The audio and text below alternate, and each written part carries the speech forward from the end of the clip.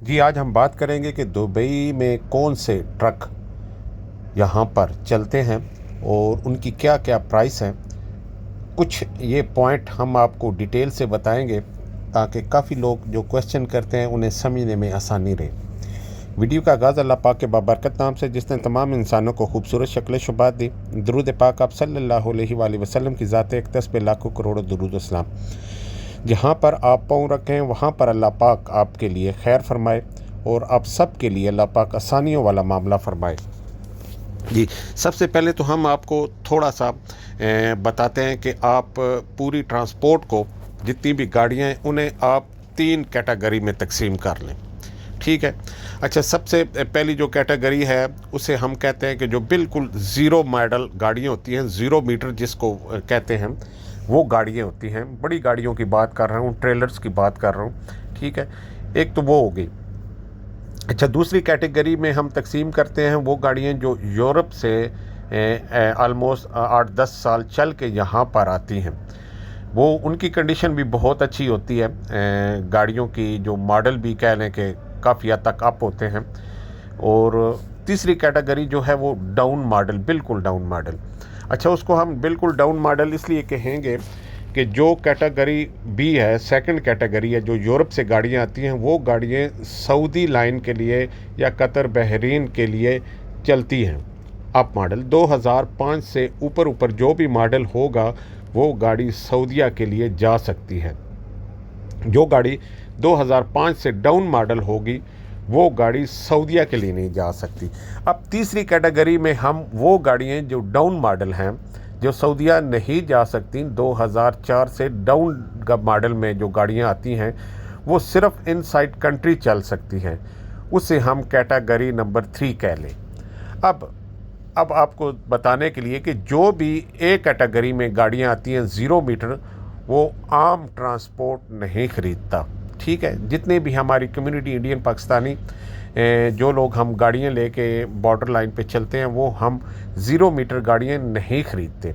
Zero metre जब भी गाड़ियाँ ख़रीदी जाएंगी, वो जो बड़ी बड़ी कंपनी हैं, मल्टीनेशनल कंपनीज जो होती हैं, वो हमेशा बैंक से ज़ीरो मीटर जो है वो गाड़ियाँ लेती हैं।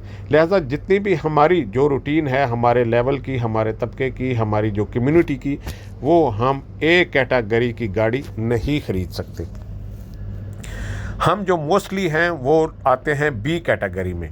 अच्छा, बी कैटेगरी में जो गाड़ियाँ आती हैं यूरोप से, वो आपको मुख्तलिफ़ शोरूम से आपको इंस्टॉलमेंट पे भी मिल जाएंगी। आप 40% अगर उसकी कैश पेमेंट देते हैं, 60% से 70% तक वो आपको किस्तों में मिल जाती हैं मंथ वाइज, और या 3 मंथ के बाद या 6 मंथ के बाद, इस तरह आप जो भी आपकी उनके साथ एग्रीमेंट होता है वो आपको गाड़ी मिल जाएगी।